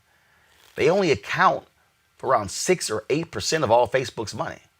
Facebook makes their money from smaller advertisers as an aggregate. And so that's going to be the difference. The difference is going to be if you're going to see, again, folks begin to pull back and it starts reaching 10, 20, 30 billion. That is the difference, Mustafa. That's the tipping point that folks have to get to. And folks have to remember that they have power. They have power in how they're utilizing their dollars. So for those mid-level and even smaller level folks who are advertising, you have to let them know what your expectations are. That's one. And then for everybody else who's out here, you know, if we're talking about real systemic change, then you have to, in your own personal capacity, make a decision. If you are going to continue to utilize Facebook in this 30-day process that's going on and moving forward, and here's where it gets real tough for a lot of our folks, are you going to utilize Instagram? And are you going to support folks on Instagram also? So if you say you want change to happen, and we know that change costs, and we know that change can be painful, then that means that you may have to no longer also utilize Facebook and Instagram, and you also have to get engaged in the process and hold these other folks who are mid-level and lower level who are advertising on these platforms. Kelly. People have been talking about Facebook for a while in terms of how covertly racist it is when it comes to groups, how they're formed, advertising that gets denied, advertising that gets approved. I believe that if Facebook doesn't get its act together, we need a mass exodus of some form, either by way of advertising dollars or users in general, because it is becoming more and more apparent that money talks. And we already knew that, but money really does talk. So the more that we withhold our funds, the more that we actually come together as a consensus, as a conglomerate, and move accordingly away from Facebook and away from entities in general that are not serving us, I feel like that's when systemic change is going to happen, like you said. Lauren? Yeah, Facebook doesn't care about this issue, doesn't care about hate speech on their platform. They clearly don't care. It doesn't matter who they talk to, who talks to them, how many meetings we have. It's the same result. Clearly, the only thing they care about is making money. They don't care if the Russians infiltrate their platform and interfere with our elections. They don't care about racism. So, you know, whatever the next big step is, I do think certainly the boycott is a great idea, because what affects their bottom line, I guess, brought them to the table on this particular conversation. But it's clear that Mark Zuckerberg does not care about this issue. I mean, it is very clear. And I'm surprised that he even took the meeting. I was surprised to hear that the meeting was actually happening. But I think until they're broken up, or until the boycott gets to the point where they really are impacting a mass amount of their revenue, we're going to be talking about this. But they clearly do not care about this issue. That's true. And so we will see what happens next. All right, y'all. You know what time it is? No charcoal grills are allowed. I'm white. I got you, Carl. Yeah, illegally selling water without a permit on my property. Whoa! Hey! You don't live here. I'm uncomfortable. All right, folks. A crazy-ass white woman in Tennessee. She taunted Black Lives Matter protesters, saying white lives matter, and what are you going to do about it? Watch this. Matter. White lives matter, you black, you twisted, crazy person. There you go. Let her talk. Let her say whatever she wants to say. What are you going to do? Say whatever What are you going to do? Say whatever you want to say. You run and cry. No, say whatever you want to say. Don't tell her shit. I didn't say a word. I'm standing here. How's it going? You need to move your ugly ass. Get the fuck out of our way. You don't White lives matter. You're just a poor little black girl who's got a messed up mind. That's it. White lives matter. White lives matter. It's not true. I know it's not true. I know my worth. White lives matter. Look at that accomplished like that. You know, there's probably more people over here that understand of what you're trying to do, but you're not going to settle it like this. You're not going to settle it by shooting police officers, spitting in cameras, blah, blah, blah, on and on and on. Say it again. Say it again. You love what? No, she lied. He wasn't doing nothing. You're a liar. Stop. You're a liar. You're a liar. White lives matter, sister. White lives matter. White lives are better. White lives matter. You motherfucking slaves. You know, I get a kick out of when they start chanting USA as somehow folks are not from the USA. Yeah, that's always pretty. That's a cute one. But here's the other deal: the woman there who was in that orange Tennessee shirt. Well, she lost her job. She lost her job, and I keep trying to explain to these people, y'all. I don't mind when these white folks act a fool, Lauren, because they gonna keep losing their jobs, and so they can single-handedly take care of the black unemployment rate. Yeah, I don't know why people are so insecure. I mean, the insecurity levels in some of these videos is really high. The fact that somebody's saying Black Lives Matter sets you off, and then you feel like that's an attack for you, and you're insecure, and now you've lost your job. You know, it is just really sad and embarrassing. But, you know, we live in like this era of the snowflake, and it's like very apparent that even when you have like some sort of a disagreement, it's like people feel this need to be out in the street saying the opposite. Like, why? Like, yeah. Is money coming out of your bank account because somebody said Black Lives Matter? So it's really sad. Yeah, I just sort of just look at him, Mustafa, and I'm kind of like, hey, y'all keep acting a fool, keep losing your jobs. I'm telling you, once we find out, just 100 black people should go apply for that person's job. As we've said time and time again, racism now costs. We know that we've paid a cost in the past, but now when you, as you said, act a fool, it's going to cost you. It's going to cost you your job, cost you an embarrassment, cost you in a whole bunch of different things. But I will say this to what Lauren just shared. The reason that these folks are so upset is because if they actually have to truly compete, they've never wanted that. That's the reason that they have kept black people and other people of color under their thumb through policy, through statutes, through all these various things that allowed them to feel better about who they were. Instead of improving yourself in your own situation, they decided to push others down. So, you know, you get what you get now. Kelly. Every time I see a video like this now, especially when it doesn't involve like outward violence, I think about the clip that I saw on Twitter of the woman saying, "You about to lose your job." You like, I feel like that's what you need to say every time something like this happens. Like, don't even respond. Just sing that to the white people, because that's what's going to happen now. Like Mustafa said, racism costs. It already cost beforehand, but now it's apparent that it's going to cost. It's apparent that you're going to lose your job because you are literally doing something adverse to whatever job you have. Yep. Like, it makes no sense. Just keep your mouth shut. Be racist behind closed doors and not at your job and not in public like this. It makes no sense. No, I disagree. I want them to be as racist as they can publicly so they can all get fired. I'm good with that 1,000%. I'm good with it too. I'm just saying, like, if you really don't want to lose it. I'm saying, no. Please keep running your mouth. Please, by all means. I appreciate it. Keep running your mouth. All right, folks, I appreciate it. Lauren, Mustafa, Kelly, thank you so very much for being on our panel today. Folks, got to go to break. We come back. We'll talk to one of the stars of the Broadway play, Hamilton, now streaming on Disney+. We'll be back with Renee Goldberry in just. You want to support Roland Martin Unfiltered? Be sure to join our Bring the Funk fan club. Every dollar that you give to us supports our daily digital show. There's only one daily digital show out here that keeps it black and keep it real as Roland Martin Unfiltered. Support the Roland Martin Unfiltered daily digital show by going to RolandMartinUnfiltered.com. Our goal is to get 20,000 of our fans contributing $50 each for the whole year. You can make this possible. RolandMartinUnfiltered.com.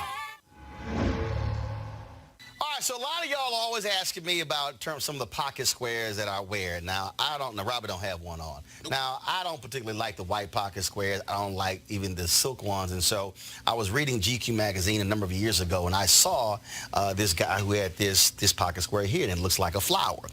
This is called a shibori pocket square. This is how the Japanese manipulate the fabric to create this sort of flower effect. So I'm going to take it out and then place it in my hand so you see what it looks like. And I said, man, this is pretty cool. And so I tracked down, it took me a year to find a company that did it. And so they make these about 47 different colors. And so I love them because, again, as men, we don't have many accessories to wear. So we don't have many options. And so this is really a pretty cool pocket square. Now, what I love about this here is you saw when it's in the pocket, you know, it gives you that flower effect like that. But if I wanted to also, unlike other, because if I flip it and turn it over, it actually gives me a different type of texture. And so therefore it gives me a different look. So there you go. So if you actually want to get one of these shibori pocket squares, we have them in 47 different colors. All you got to do is go to RolandSMartin.com/pocket squares. So it's RolandSMartin.com/pocket squares. All you got to do is go to my website and you can actually get this. Now, for those of you who are members of our Bring the Funk fan club, there's a discount for you to get our pocket squares. That's why you also got to be a part of our Bring the Funk fan club. And so that's what we want you to do. And so it's pretty cool. So if you want to jazz your look up, you can do that. In addition, y'all see me with some of the feather pocket squares. My sister, who's a designer, she actually makes these. They're all custom made. So when you also go to the website, you can also order one of the customized feather pocket squares right there at RolandSMartin.com/pocket squares. So please do so. And of course, it goes to support the show. And again, if you're a Bring the Funk fan club member, you get a discount. This is why you should join the fan club. All right, folks, the amazing Broadway play, which of course has just blown folks away all around the country, Hamilton, is now streaming on Disney+. And remember, it was supposed to come out in movie theaters, but due to coronavirus, Disney chose to actually place it on their new streaming service. It was responsible for a 79% increase in downloads to Disney. I'm sure what it also did was lead to lots of new subscriptions. One of the folks who is the star of Hamilton is actress, singer Renee Elise Goldsberry. Of course, many folks know about her singing that song "Satisfied" in it. You should be seeing some video right now, folks, of it. And this is from the production. So she joins us right now. Renee, how you doing? Good, how are you? So how have things been going? This has been first of all, folks who don't know, how long has this Hamilton journey been for you? Because people don't realize, yeah, you got Broadway, but it's like a workshop. It's all kind of other stuff that happens long before you even get to the Broadway stage. Oh yeah, I think Lin-Manuel Miranda was writing this for I think 6 years before I had any knowledge of it. I joined the show in 2014. We did a workshop with the Public Theater, and then we did an off-Broadway run for many months at the Public Theater, and then we waited a couple of months, and then we went to Broadway in August of 2015. And I think I left the show in October of 2016. So it was a couple of years there, but it was a great couple of years. And this is a surprise. Kind of an early drop of Hamilton. I guess I assumed we filmed the show right before we left the show, the original Broadway cast, and I assumed that I would be an old lady by the time they put this out in a movie theater. But the Lord had other plans, and so here we are on this in this very surprising time, and I'm doing a lot of work from my guest room in my house. And on that particular point, there again, Lynn owned the movie rights, and it was not the plan to put this in movie theaters so soon, because frankly, what was happening is Hamilton had opened in Chicago, it had opened, other productions had opened in other parts of the country, but then coronavirus just changed the whole game here, and so. Also, share with people, you talked about, going to Broadway in 2015, leaving in 2016. Folks might say, why would you leave a successful play like this here? But it's not like you were only doing one show a week. Oh, no. We did 8, sometimes 9 shows a week, Roland. 9 shows sometimes. And it's a 3-hour show. It's a lot of work. I often say it felt like holding the Olympic torch, as big of an honor as that is. At some point, your hand starts to wobble. You can only keep it up so long. So, and I knew that the show, any really brilliant piece of art or theater in particular, doesn't need one particular cast to make it great. I've replaced other people in Broadway shows, and I thought I did a pretty good job. So I knew that the show didn't need me in that way. The show itself is really a star. And I have young children, so I needed to come home. But the beauty of it is that, now it's saved in this way. The theatrical experience is saved in this film. And so it's the one thing you normally don't get in theater. People always ask me, what do you like better, film or theater? And the only reason why theater is in any way in question is because, if you missed it, is gone. But if you can film it in a way that captures some of the magic, then it lasts. And that's the blessing we have here. How first of all, why do you think, what made this so different? I mean, we've seen other Broadway plays. We've seen Dreamgirls. We've seen Cats. Right. We've seen The Lion King. We've seen others. But what was so different and just special about this one? I can't think of any Broadway production that has captured the nation's attention like this one. Ticket prices were just crazy. Yeah. Thank God I know you personally, so I was able to get 2 tickets for me and my wife. But it was just, what was it? You know what? I think we'll spend the rest of our lives answering that question. It's definitely a question for people who study this. And I think the answer is that there is no one answer. That's what I love. Do you remember that show Biography that used to be on A&E? Yeah. I used to love that show because, sometimes they wouldn't just do one person. They would do like Friends or some show, the Cosby Show, some show that had kind of captured, was like a juggernaut in a time. They would study it and you would realize it really wasn't one element. It was all of the elements combined at a time. And some of the elements have nothing to do with the show or the people putting it on, but just the timing. And that's definitely been the truth about Hamilton. But if I had to give one person credit or one thing credit, it would definitely be the storyteller. I think it's beautiful to really look at Lin-Manuel Miranda and think about kind of the power of perspective. This man is a fusion of he's a history geek. He's a rap, hip hop head. He is a music theater geek. He is he loves, he's the son of an immigrant, Puerto Rican immigrant, family who kind of got really deep into New York politics. He's a fusion of all of these things. And also, you know, he loves a lot of show and tell. There's a bravado there, and he works really hard. And all of those things fuse together to give us this really wonderful story that I can guarantee you, if I pitched it to you, you would have told me I was crazy. You know, who would have thought it would have worked to tell the story of America then with America now, with the music of now? Who would have thought that you could populate a stage with a diverse cast of people, you know, speaking and singing and just our entire moving in our own vernacular and illuminate in any way the founding fathers in a way that was interesting to anybody? Who would have thought you could do that? I think if you have the right storyteller, well, you can. You make that particular point there in terms of the White House, and you also, of course, well, people didn't realize that he performed. Lin-Manuel Miranda performed this 10 years ago. Yeah. And folks had no idea that this thing was going to turn out the way it did. I want to play some of that. So, folks, go ahead and go to my iPad. Because I'm actually working on a hip-hop album. It's a concept album about the life of someone I think embodies hip-hop, Treasury Secretary Alexander Hamilton. You laugh, but it's true.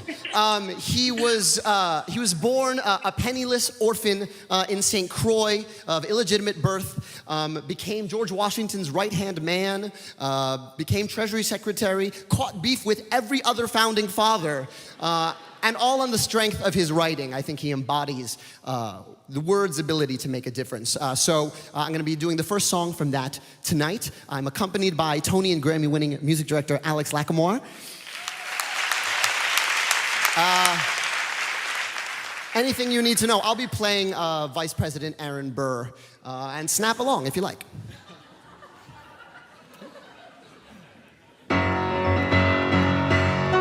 How does a bastard orphan son of a whore and a Scotsman dropped in the middle of a forgotten spot in the Caribbean by providence, impoverished in squalor, grow up to be a hero and a scholar? The $10 founding father without a father got a lot farther by working a lot harder, by being a lot smarter, by being a self-starter. By 14, they placed him in charge of the trade and charter, and every day while slaves were being slaughtered or carted away across the waves, our Hamilton kept his guard up. Inside he was longing for something to be a part of. The brother was ready to beg, steal, borrow, or barter.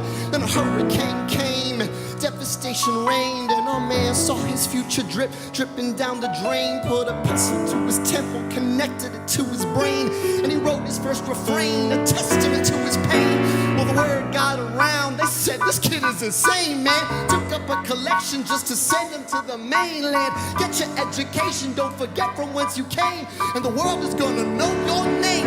What's your name, man? Alexander Hamilton. His name is Alexander Hamilton. And there's a million things he hasn't done, but just you wait, just you wait.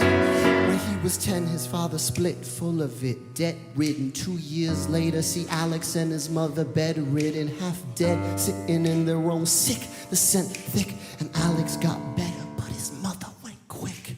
Moved in with a cousin, the cousin committed suicide, left him with nothing but ruined pride. Something new inside, a voice saying, Alex, you gotta fend for yourself. He started retreating and reading every treatise on the shelf. There would have been nothing left to do for someone less astute. He would have been dead and destitute without a cent of restitution. Started working, clerking for his late mother's landlord, trading sugar cane and rum and other things he can't afford, scamming for every book he can get his hands on, planning for the future. See him now as he stands on the bow of a ship headed for a new land. In New York, you can be a new man. The ship is in the harbor now, see if you can spot him. Another immigrant coming up from the bottom. His enemies destroyed his rep, America forgot him. And me, I'm the damn fool that shot him. Alexander Hamilton, we were waiting in the weeds for you. You could never back down, you always had to speak your mind. But Alexander Hamilton, we could never take your deeds from you.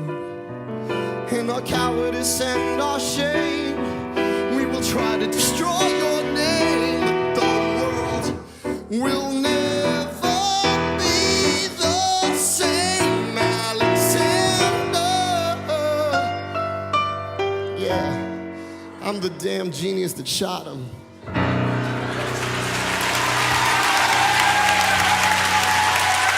Thank you.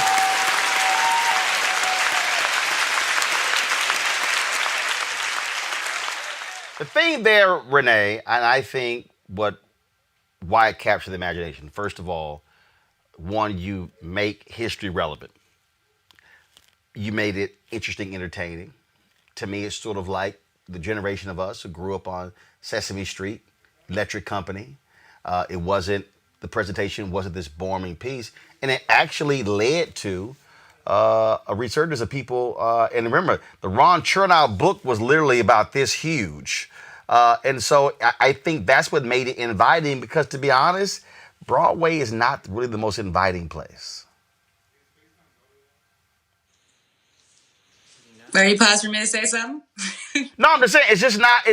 I think it made it relevant to an audience who normally would not go to Broadway plays. Absolutely. Yeah, Broadway is a challenge because it is kind of a commercial institution that is cost prohibitive.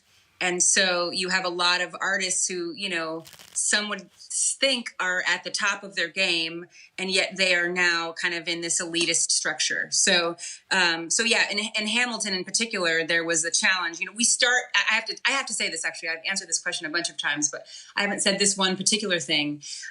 We start off Broadway at the Public Theater, where the ticket is free. So we were there for about 5 months. There is also always, when there's a demand for something, always an impossibility of getting in, even in that structure. Money can always keep people out, even in that structure.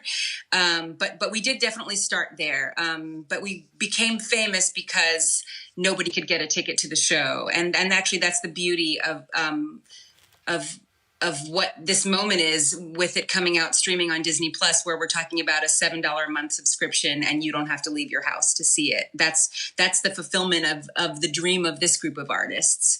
Because it was always the intention to make this accessible to the people that really the story is written for and about.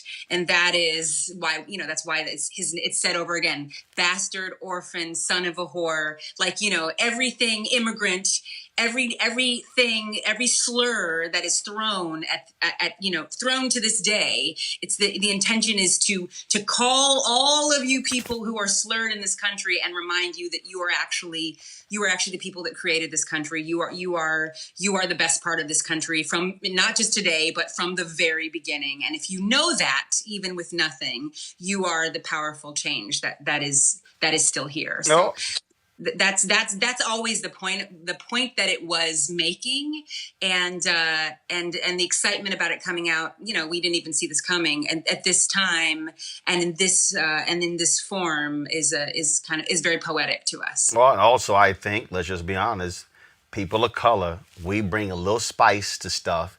And it's a lot more flavor. And then, because this is not what a typical Broadway production looks like in terms of the level of diversity, not just those on the stage, but those who are in control of setting the narrative. Absolutely. There are, we didn't invent casting a diverse group of people, for sure. There are all kinds of shows with a diverse group of people, definitely not enough, of course. But that happens all the time. I think what we were credited with, and I should say by we, I mean the people that made those decisions in the beginning before I got there, is recognizing that the casting has nothing to do with what, the outside in, the idea.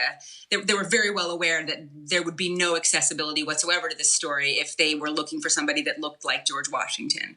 There would be nobody would have a way in, right? Even people that might look like George Washington, quite honestly. If you tell the story of this group of revolutionaries, and you make it look like, Mount Rushmore, you're not speaking to this country anymore.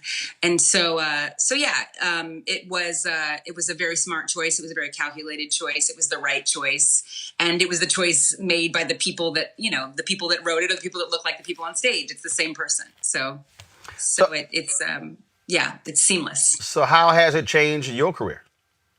Oh, well, gosh, everybody got a bump up, Roland. We all, Hamilton is, it's a game changer for anybody that's anywhere around it. It kind of reminds me of when I was in The Color Purple many years ago. And at some point, it was a very exciting day that they announced that Oprah Winfrey was going to join to produce the show, and literally anywhere I went, everybody just to be in anywhere around Oprah, I just had a lot more attention around me and a lot more access to things myself, and that's kind of what Hamilton feels like. People really love it. That the beauty of it in the world that we live in, where we are so siloed in terms of whatever we're doing, even if you're successful in whatever space you're in, the world is, just the way we consume media now. You're over there and I'm over here and this person's over there. And what Hamilton did is unique in my experience. And I've been in the entertainment industry for a long time. It really popped so many different bubbles. It was not just a group of theater people that love this show, or a group of historians that love this show, or people that love hip hop music loving this show, or Americans loving this show, or Black people loving this show. It's really old people, young people, kids. I mean, it's pervasive. It's every group of people. I mean, I'm confident there are people that don't love it, but I've never in my life been in anything, no matter how successful, that the demo doesn't matter what box, you can check them all in terms of people that will be inspired by this piece of work. So we started in I loved that you showed that clip as opposed to so many others, because you can see that we were born in the Obama administration. I mean, this show, Michelle Obama just was posting about us, just supporting us on Instagram yesterday, and I was responding to her and thanking her for personally championing this show. This show was born in that family, in the hands of that particular administration. And we thought in the moment, because they brought us to the White House, everybody came, they came several times. She did everything that she could to support that show because she felt it was so representative of what she believed art was supposed to be. And we had so many moments with them, just putting their own name on this and trying. And I think our president, Barack Obama, said to us many times the thing I'm saying to you now in terms of understanding the blessing of what we had, because in his own experience, he was aware of the fact that to be acknowledged for doing something in the moment that you're doing it is extremely rare. And since that is happening to you, for me, please appreciate that. That's what he would say to us. So we were born in that administration and did not see what was coming. And I often believe that we were not necessarily for the administration we were born in. We were for a time that looks perhaps like this. And so I've never been surprised when things keep changing, and me still being able to find relevance in the show that was born in that really wonderful, nurturing space. Well, it also was always interesting when you to have other talented people, individuals, actors who on Broadway, who understood what it meant as well. The night, and I'm trying to pull it up, the night that I was there was the first night I got a chance to meet Brian Dennehy. And he was, I think, let me see if I can go ahead and get this straight here. Y'all should be able to see it. Here's a photo right here. And that was amazing to see other artists. Guys, you see the photo? Go ahead. That was amazing to see other artists who would come and were blown away by the production as well. Yeah, it was crazy. We didn't. One reason why I was so tired is because you couldn't take a day off because you would have missed somebody. We met all of our heroes, and the beauty of meeting people in that way is that you get to kind of meet them as peers because they come after they sat through 3 hours of a story we told. And so it's not like, oh, hi, you know, whoever, Beyonce, you know, whoever it is, Prince, you know, whoever you've been dreaming to meet, you know, you meet them on a level where you can actually have a conversation with them, which is surreal. So how was that Prince conversation? Well, I didn't have the Prince conversation. I just wanted to say his name. Did you have a Beyonce conversation? I did have a Beyonce. Okay, cool. I did. She was just, I mean, the beauty of people showing up is they were aware that, you know, there was another thing afterwards, which is to come on stage and to give us something back by just saying hello. But yeah, her and Jay-Z came and she just was lovely. I think she touched my neck or something and said something really beautiful about the way I sing. And I think I wrote it down and it's probably framed in my room, but I'll blow it off. And, but yeah, no, everybody. I mean, but Prince, he came, and I think the night before that we were living a crazy pinch me moment. A friend of mine, his publicist is a friend of mine, and she said Prince is coming into town to do a concert, a surprise pop up thing, you know, at this little club. Y'all want to come after the show? And we went, and we were up till like 6 o'clock in the morning, just me and us and the cast of The Color Purple in this very little bar, watching him play after we had done our very challenging shows. It was over about 5 o'clock in the morning. Our lives were changed. And then the next... Oh, that show was over early for Prince, 5 o'clock. I know, but it was hard. We had to wake up and do 2 more shows. Mm-hmm. And then he came. He came to our show the night after that when we had no sleep. And he sat in the box, kind of up on the left, and it's probably one of my worst mistakes is I didn't think I'd be able to get through the show if I looked up at him. Right. I decided that I was going to just do my show because everybody else in the audience that was there was just as important. So I just did my regular show, and then as soon as I went to take the bow, I looked up to just see him, and have a moment where I could be on a stage and see Prince, and I literally saw the curtain closing, like he just slipped away. Wow.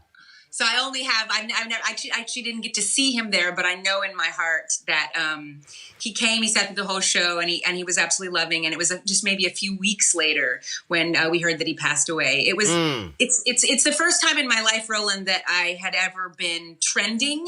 We were part of something. And what I learned about this entertainment industry that I didn't know before is when you're trending, the way people that are very successful and are trending stay successful and trending is that the proximity they get to whoever is new on the block. And so we didn't have to do anything. We just sat there, and everybody, if you were a politician, if you were a sports, I mean, anybody, whatever you were in fashion, I mean, the top of everybody came to kind of rub elbows with us. And it was a really magical time, not because of what seems so superficial about that, but because we were so proud of the message of what we were doing. Well, folks, we cannot show you, obviously we can't show you video from the production, but because of that wonderful thing called the public domain, we're going to end the show with showing you some of the Hamilton workshop that took place at the Obama White House. And you'll actually get to hear Renee sing. Yeah, see, that's the beauty of understanding the rules and procedures. That because it's public domain, when you do it at the White House, you don't have to deal with the normal copyright drama. So, Renee, certainly enjoyed having you on the show. Good luck with everything, and it was certainly an amazing ride. And trust me, look, y'all gonna be getting checks for a long time because Hamilton is not going away anytime soon. Thank you, Roland. Thanks for always supporting. Miss you. Appreciate it, darling. Take care. Be well. You too. Folks, we'll end the show again. This is the Hamilton Workshop taking place at the Obama White House. What year was it? Don't even matter. We'll figure it out. But I'm going to see you guys tomorrow. Check this out. Holla! How does a bastard, orphan, son of a whore... What an incredible gift these folks have given to the United States of America. It is rare where a piece of art can remind us about what's best in ourselves. The $10 founding father without a father got a lot farther by working a lot harder, by being a lot smarter, by being a self-starter by 14. They placed him in charge of a trading charter. And every day while slaves were being slaughtered and carted away across the waves, he struggled and kept his guard up. Inside he was longing for something to be a part of. The brother was ready to beg, steal, borrow, or barter. Then a hurricane came and devastation reigned. Our man saw his future dripping down the drain. Put a pencil to his temple, connected it to his brain, and he wrote his first refrain, a testament to his pain. Well, the word got around, they said this kid is insane, man. Took up a collection just to send him to the mainland. Get your education, don't forget from whence you came, and the world's gonna know your name. What's your name, man? Alexander Hamilton. My name is Alexander Hamilton. And there's a million things I haven't done, but just you wait, just you wait. When he was 10, his father split, full of it, debt-ridden. 2 years later, see Alex and his mother bedridden, half dead, sitting in their own sick, the scent thick. Alex got better, but his mother went quick. Moved in with the cousin committed suicide. Left him with nothing but ruined pride. Something new inside, a voice saying, Alex, you gotta fend for yourself. He started retreating and reading every treatise on the shelf. There would have been nothing left to do for someone less astute. He would have been dead or destitute without a sense of restitution. Started working for his late mother's landlord, trading sugar cane and rum and all the things he can't afford. Scamming for every book he can get his hands on, planning for the future. See him now as he stands on the bow of a ship, headed for a new land. In New York, you can be a new man. New York, you can just be a new man. New York, you can just be a new man. In New York, you can be a new man. In New York, just you wait. Alexander Hamilton, Alexander Hamilton. I'm waiting in the wings for you. Waiting in the wings for you. You never back down. You never learn to take your time. Oh, Alexander Hamilton. Alexander Hamilton. America sings for you. Will they know what you overcame? Will they know you rewrote the game? The world will never be the same. Oh. The ship is in the harbor now, see if you can spot him. Another immigrant coming up from the bottom. His enemies destroyed his rep, America forgot him. We fought with him. Me, I died for him. Me, I trusted him. Me, I loved him. And me, I'm the damn fool that shot him. There's a million things I haven't done, but just you wait. What's your name, man? Alexander Hamilton.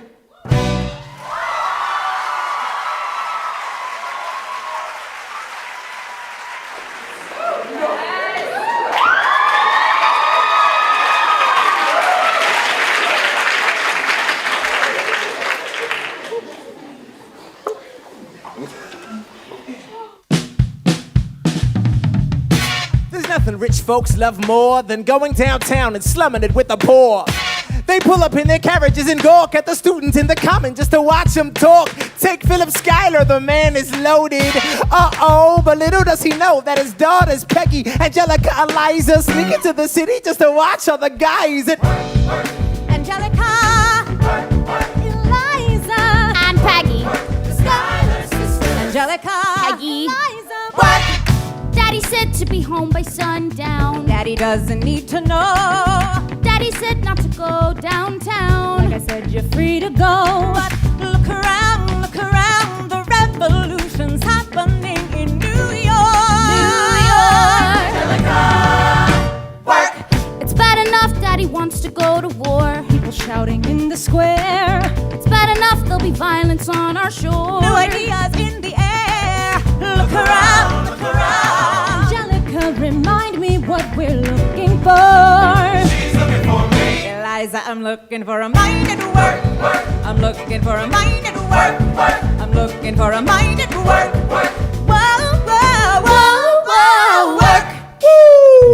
There's nothing like summer in the city. Someone in a rush next to someone looking pretty. Excuse me, miss, I know it's not funny, but your perfume smells like your daddy's got money. Why you slumming in the city in your fancy heels? You searching for an urchin who can give you ideals? Sir, you disgust me. Ah, so you've discussed me. I'm a trust fund, baby, you can trust me. I've been reading Common Sense by Thomas Paine. So men say that I'm intense or I'm insane. You want a revolution, I want a revelation. So listen to my declaration. We hold these truths to be self-evident, that all men are created equal. And when I meet Thomas Jefferson, I'ma compel him to include women in the sequel. Work! Look around, look how lucky we are to be alive right now. Look around at how lucky we are to be alive right now. History is happening in Manhattan, and we just happen to be in the greatest city in the world. In the greatest city in the world. Just look around and look around. Believe it, I'm intense and I'm insane. You want a revolution, I want a revelation. We hold these truths to be self-evident, that all men are created equal. Look around at how lucky we are to be alive right now. History is happening in Manhattan, and we just happen to be in the greatest city in the world. In the greatest city in the world. Angelica, Eliza, and Peggy, the Schuyler sisters. We're looking for a mine at work. Hey, in the greatest city, in the greatest city in the world.